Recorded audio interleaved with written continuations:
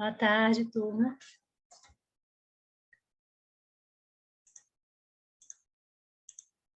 Vamos lá, correção da nossa atividade, questões 1 a 4 da página 247. Na questão número 1, você tinha as alternativas lá, as afirmações, e você tinha que fazer, analisar cada uma e depois fazer a somatória das que estivessem certas.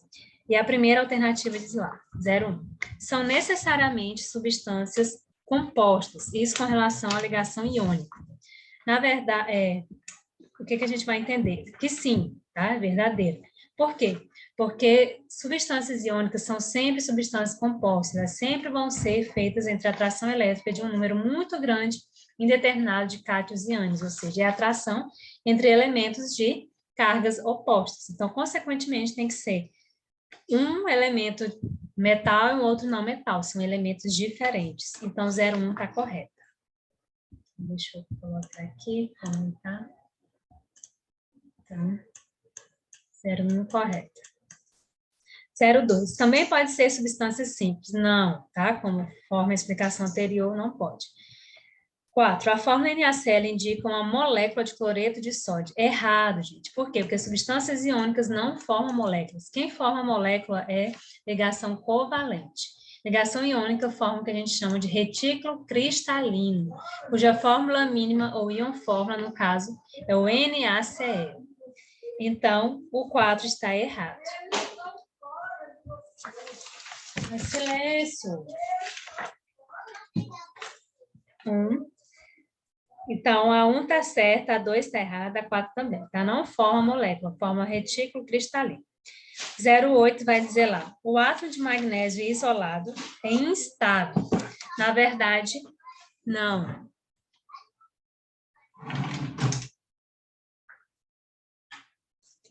Na verdade, não, tá, gente? O que vai acontecer? Nós vamos entender ali que o átomo de magnésio isolado, na verdade, é mais estável que o cátion magnésio isolado em si. Tá? Tanto que é necessário fornecer energia para retirar elétron do átomo isolado, que é energia de ionização. Somente a formação do retículo cristalino, que é a ligação iônica, é capaz de estabilizar o cátion magnésio. E ali está dizendo que é o contrário, né? Então, está errado. 16. O que torna uma substância iônica é a formação do retículo cristalino.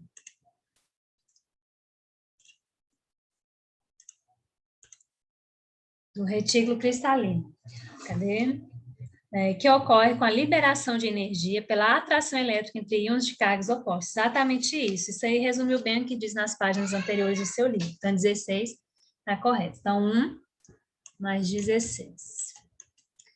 32. As substâncias iônicas são formadas por uma quantidade imensa, indeterminada de cátions e ânions que se agrupam segundo um arranjo geométrico definido e são representados por uma fórmula unitária que é a menor proporção de cátions e ânions cujas cargas se anulam. Sim, isso aí também resume o que está escrito lá nas suas páginas anteriores em fórmula unitária. Exatamente isso que acontece.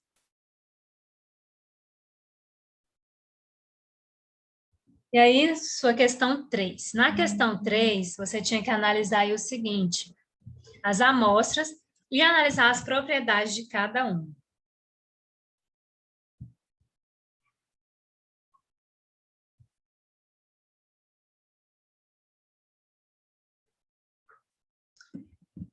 A amostra A, B, C e D, você vai notar lá que tinha temperatura de fusão e temperatura de ebulição, e tinha também se elas eram isolantes ou condutoras de calor, tanto a 25 graus Celsius quanto a 1000 graus Celsius.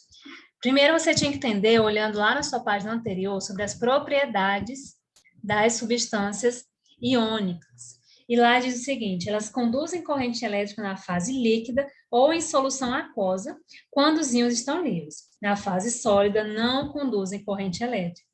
Então, você vai notar que o composto da amostra A, ele está lá dizendo que é isolante a 25 graus Celsius. Então, você vai notar lá que na amostra A, as temperaturas de ebulição e fusão são altas, e ele vai ser isolante no estado sólido, a 25 graus Celsius, mas vai ser condutora no estado líquido, a 1000 graus Celsius. Isso, então, é um composto iônico, que no estado sólido não conduz corrente elétrica. Então, eu excluí a letra B, excluí a letra D, sobrava as outras aí para você. A amostra B.